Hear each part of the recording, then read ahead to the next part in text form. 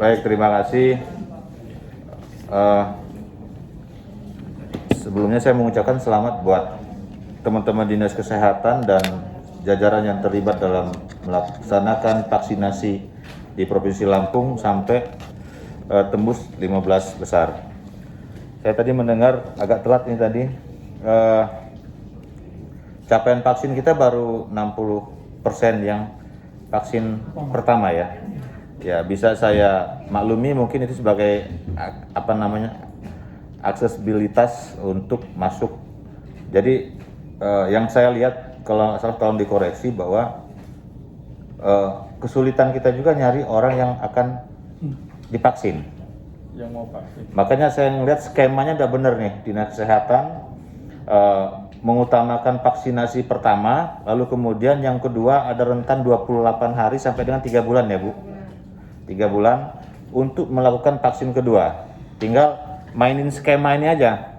Jadi kalau teman-teman Dinas Kesehatan ini bisa memainkan skema vaksinasi ini antara 28 hari sampai 3 bulan, insya Allah di Desember kita bisa terpenuhi 100%, gitu ya Bu Kadis. Nah, kemudian tadi secara di tingkat provinsi 60%. Saya boleh nggak minta data misal Bandar Lampung berapa persen? Karena sebagaimana yang kita ketahui, justru untuk menurut saya menangkal penyebaran COVID-19 di Provinsi Lampung gelombang 3 ini, ada 3 hal yang harus kita perhatikan. Yang pertama vaksinasi, karena itu juga akan berpengaruh terhadap PPKM levelnya. Kemudian yang kedua itu partisipasi masyarakat, ya, saling mengingatkan. Tadi Bu Kadis mengingatkan teman-teman komisi untuk pakai masker. Ini salah satu partisipasi masyarakat. Terus yang ketiga adalah penegakan hukum. Penegakan hukum ini menurut saya kita sudah ada regulasinya. Perda hampir setiap bulan teman-teman DPR ini Perda 03 tahun 2020 ini disosialisasikan. Nah, saya minta nanti misal kalau boleh langsung diomongin Bandar Lampung berapa persen gitu, bisa nggak? Ya. Boleh. Capaian daripada vaksinasi COVID-19 yang paling tinggi Kota Metro, yaitu vaksin pertamanya sudah 118,52%, vaksin keduanya 70,46%. Di mana itu? Di Metro. Oh. Selanjutnya Kota Bandar Lampung, vaksin pertamanya 82,19%, vaksin keduanya 61,51%. Yang ketiga diduduki oleh Tulang Bawang. Tulang Bawang ini vaksin pertama sudah 70,87%, vaksin keduanya 26,37%. Selanjutnya Lampung Selatan, vaksin pertamanya 68,45%, vaksin keduanya 33,05%. Kabupaten Waikanan 68,08 untuk vaksin pertama, vaksin keduanya 24,51%. Untuk Lampung Barat 65,67 vaksin pertamanya, vaksin keduanya 24,59.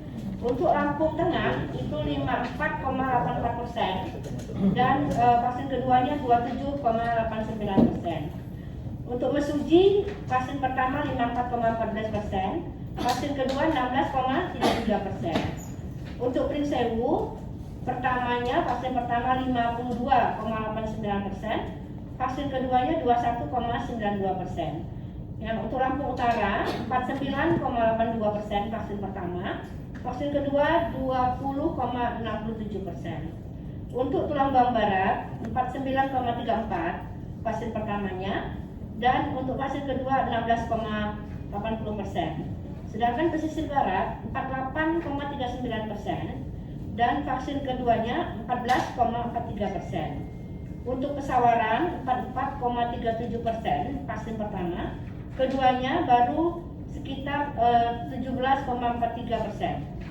Untuk Tanggamus, untuk Tanggamus 44,06% pertama, yang kedua 15,97%. Sedangkan untuk Lampung Timur 43,18%, pertama, keduanya 22,26%. Maaf, 12,26%. Iya, kecil.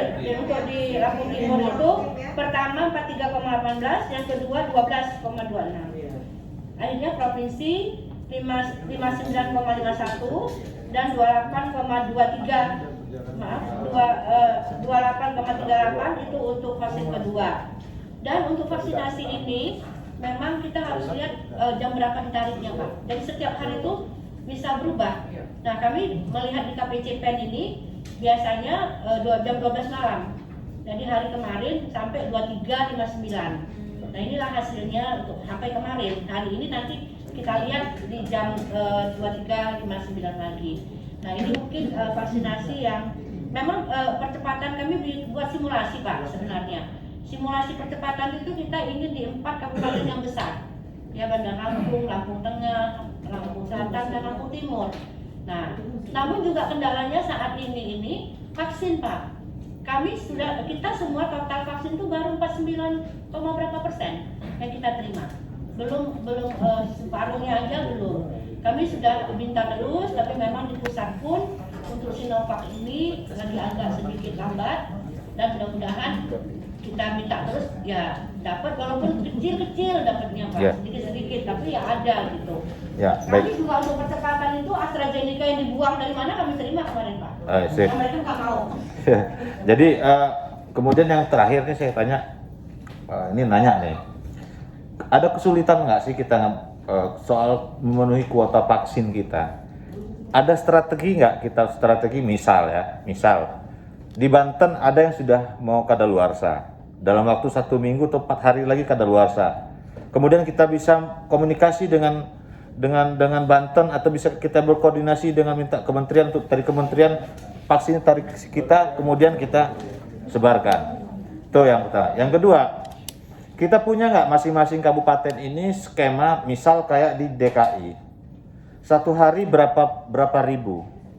Nah, jadi ketika ada yang vaksin yang tadinya yang sudah hampir kadaluarsa, itu bisa kita distribusikan dan akan sangat mudah karena kita sudah punya aksesibilitas yang tadi vaksin pertama.